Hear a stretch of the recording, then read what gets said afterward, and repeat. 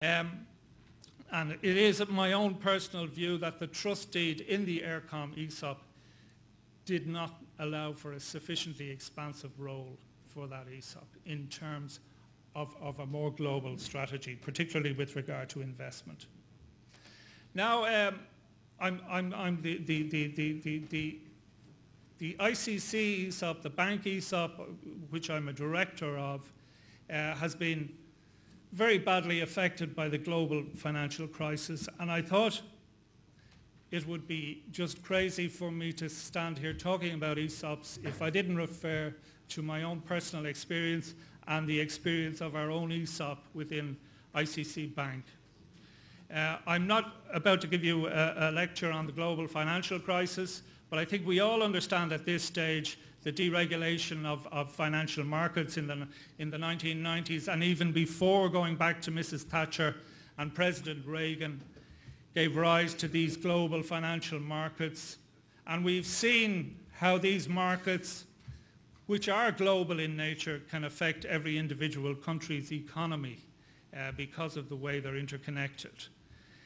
We've also seen in the last 2 or 3 years, in my view, looking at the banking industry and as a bank worker who now faces redundancy, what we have seen on top of the deregulation is a total collapse in corporate governance, in my view, in banks across Europe.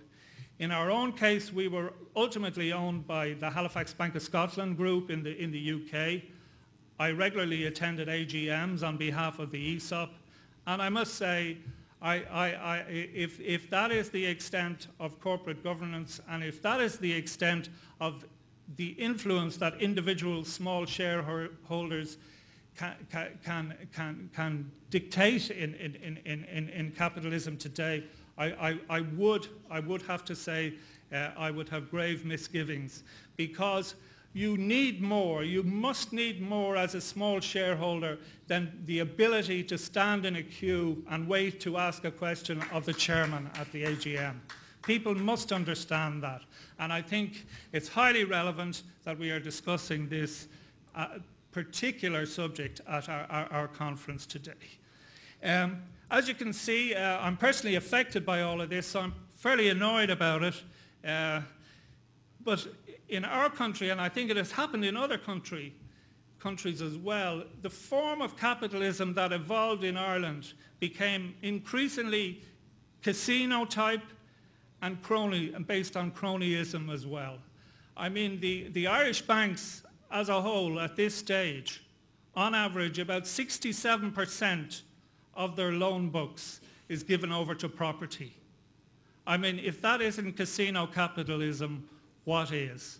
And furthermore, I'd have to say, it galls me that the number of resignations from bank boards in Ireland could nearly be counted on the fingers of your hand. These people who are there ostensibly on behalf of small shareholders to represent their interests, to ensure that management are managing banks properly, have failed miserably in their duties. But they don't even have the honour to put up their hands and resign. I think it's just appalling, and I'd have to say that. So, in terms of any employee share ownership plan, the systemic crisis that has hit capitalism has had a major, major effect. And it's pointless having a conference on employee share ownership if we don't address this, because this systemic crisis has affected so many workers throughout Europe, and will have increasing consequences for workers across Europe. Unemployment in my country has already risen to 14% as a result of the banking crisis and the current fiscal crisis in Ireland, and it looks as if it will get worse. I'm not trying to talk down the chances of my country recovering, but I have to be honest with people and say exactly as I see it. So our members in the trade union, who are also beneficiaries of the ESOP, they would like answers to the following questions. Where were the regulators for the past 10 years? Where were the rating agencies? who consistently approved these subprime financial products that ultimately led to the seizing up the wholesale money market? Where were the auditors? My brother is an auditor. I asked him, why did you go through 5 years of study if the accounts for every bank in Ireland showed a wonderful picture? You know, I mean, we have to ask these questions. They're fairly simple questions, but nobody has come up with the answers yet. What were the institutional shareholders doing? Does anybody know? Do they take any interest in their shareholding? Do they ask any questions? As I said earlier on, what were the boards of these banks and financial institutions doing? Nobody has come up with any answers. And what worries me particularly, all of these very right-wing, ideologically driven economists who set the world on this course towards globalization and market liberalization, in many cases are the same people. They're the same people who are now prescribing the remedies for the current crisis. That would worry me, and I should think it should worry everybody in this hall. Because of the situation that occurred across Europe, and because of the collapse of our founding company, HBOS, I would have to say a lot of our members are asking me, you know, you got us into this thing, you negotiated an ESOP, you got us to change all of our working terms and conditions, you got us to put money into our pension funds, which were basically non-contributory until the ESOP. You did X, Y, and Z, and now look at the mess the bank is in. So it is very hard for me not to say, I'm really sorry, but I haven't given up on employee share ownership, but I have to be honest with you, people are asking all of these questions, and these questions, in my view, have not been answered yet. And finally, I don't know, are there any politicians here? The Irish political class has a lot of questions to answer. At the end of the day, you will hear politicians trumpet when an economy is doing well as to how well they're managing that economy. And without them and their particular brand of politics, our country wouldn't be doing so well. Now, the Irish Prime Minister, for the last 10 years, he only resigned there relatively recently, he was on the TV. He said nobody gave him any warnings. Well, who is leading the country? You know, it beggars belief. Anyway, that's an aside. Back to our own ESOP after my own personal rant. Back to our own ESOP. As I said earlier, it commenced in the year 2000 with the privatisation of the bank. It was ultimately owned by Halifax Bank of Scotland, which was one of the biggest retail banks in the UK. Halifax Bank of Scotland and its Irish subsidiary Bank of Scotland Ireland pursued a particular banking model, if you want to call it a banking model, based on huge rates of growth every year, far, far exceeding the growth within the national economy, and funded not by deposits, but by the wholesale money markets. The collapse of Lehman Brothers caused a reaction right across wholesale markets that ultimately led to the demise of HBOS and its takeover by the Lloyds Banking Group. Now, as I've said, I used to write the lending procedures manual in the old state bank, so I was quite aware of what was going on in the new bank. And certainly under the old system, there is no way that property would end up as 60% of our loan book. But so we contributed to the property bubble in Ireland every bit as much as the more native-owned banks. Unfortunately, Lloyds don't see any future whatsoever for the bank in Ireland, so they've just announced, without telling anyone in advance, that they will cease operations in Ireland at the end of this year. Now, obviously, this has huge implications for the employees and their families. It also has huge implications for the ESOP. But obviously, it does take time for even a bank like Lloyds to run down a loan book. So what they intend to do is set up what they call a service company, which is little more than a debt collection agency, which will try and collect the outstanding loans over the next couple of years. Obviously also they will sell off chunks of the loan book, and the better clients will also refinance with other banks. So the immediate and short-term prospects for the workers are pretty poor, as you can imagine. And obviously, as a result, the ICC ESOP doesn't have a particularly bright future due to the collapse, the total collapse in the HBOS share price, and then when it was taken over by Lloyds. I think at its height, the HBOS share price was about £11, maybe 90 sterling. When it was taken over by Lloyds, I think it had fallen to about 9 pence or something like that. So you can see, for those of us who are captive investors, for those of us who are holding one share and no other, it's an absolute disaster. It's an absolute disaster. And we had borrowed millions to finance the ESOP. As part of a deal with the EU, Lloyds Banking Group don't pay dividends until 2012. So we have been left without an income to pay off our loan. So it has been a fairly serious situation. And you can see why some of our board meetings over the last 12 months have been interesting, to say the least of it. So just in terms of the decline of our ESOP, you know, I just want to say to people who are starry-eyed about employee share ownership and so on, that we must take lessons. We must take lessons from this situation going forward, and particularly if we want to build a European model of an ESOP. In our own case, we were possibly too focused on the financial considerations, so we did not have sufficient appreciation of possible strategic opportunities. Maybe at the initial negotiating stage, we should have insisted on having our own director on the board of the Irish Bank at least. And at least in that way, we could have asked questions about the crazy path the bank took in this high growth strategy based on pouring money into a property bubble. We made absolutely no allowances for the systemic crisis in capitalism. I suppose part of the social partnership model in Ireland is it's built on consensus on economic and social policy going forward.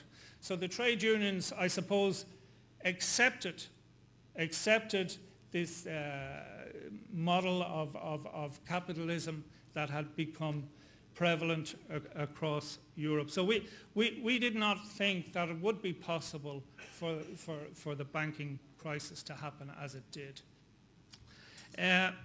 Obviously, if you are investing in one share, the risk increases, and this cannot be forgotten. This cannot be forgotten. And obviously, when you borrow to acquire that one share, your risk again increases, and this should not be forgotten. So, although we fought hard for the ability to borrow as an ESOP, because it was only through borrowing that we were able to increase in the other state companies. It was only through borrowing that we were able to achieve the 14.9%. At the same time, there is a dark side to that, and that certainly happened with the crisis in capitalism, because, as I say, there was no longer a dividend income in our own situation to pay our bank debt, and indeed to run some of the expenses of the ESOP itself. So that investment risk should not be ignored. Another conclusion, as I've mentioned to you, Guido, and you would agree with me, was our overall sense of powerlessness in the situation as a very small shareholder. As I say, this idea that you go along to a massive hall in Edinburgh or Manchester or wherever, and you're given tea and buns, and you're allowed queue up to ask one question of the chairman, who's always a very nice man, but you can meet very nice men in pubs too, you know, so what is the point of that? There is this sense of powerlessness has to be addressed in any model of employee share ownership. Employees have to be given the ability to have some influence on the companies in which they work. Present challenges for ourselves in the bank, and I'm moving back and forth here. As I've said, the bank will close at the end of this year. There will be a service company set up. Now, you would have thought, based on our experience of the last 10 years, we would not want to have another ESOP. But we have demanded that we be given an ESOP of 49.9% on the basis that the only asset of this service company or debt collection company are the staff themselves. In fact, Hugh Donnelly tells me I should have gone for 100%. But I'll let you know the outcome of our negotiations around the 49% over the next 2 months when they're concluded. I also feel we should definitely seek board positions on the board of this company to ensure that staff interests are properly considered. Because this is going to be a peculiar type of company. It's there solely to wind down the loan book of a toxic bank. So it will have a finite period of 5 to 7 years in existence, and even less if they succeed in selling off loans at a discount and getting clients to refinance. So our shareholding, at this stage we trust nobody. Our shareholding will be our power to ensure that at least the staff will share in the profits of this company, as I say, that will wind up in 5 to 7 years. So our future for Irish ESOPs, I'd have to say the banking crisis and fiscal crisis, they dominate policymakers' thinking at the moment, and whether they're involved in government, whether they're involved in trade unions, whether they're involved in NGOs. And job security, as I say, is now the main consideration for all workers in Ireland. The unemployment rate has just rocketed in the last 2 years. So the current crisis is a blow for employee financial participation generally, and ESOPs in particular. It has slipped down the agenda as people focus on job security. And we must allay employee fears about the investment and leveraging risks going forward if they are to sign up, you know, with any sort of positive intent to ESOPs. I would also suggest that we need, and I want to compliment Mark on his work, we desperately need, I think, across Europe, and Andrew is here and Eric is here as well, we desperately need further research to demonstrate clearly the advantages of employee share ownership generally and ESOPs in particular to employers and government. Because I was interviewed recently by somebody in a university in Ireland who was of the idea that there's no clear-cut evidence whatsoever that employee share ownership is good for companies. And he was about to write a book on that. So I would just say, you know, to the academics present, we do need further research in this area. In terms of our own situation in Ireland, I would suggest that we desperately need another social partnership model.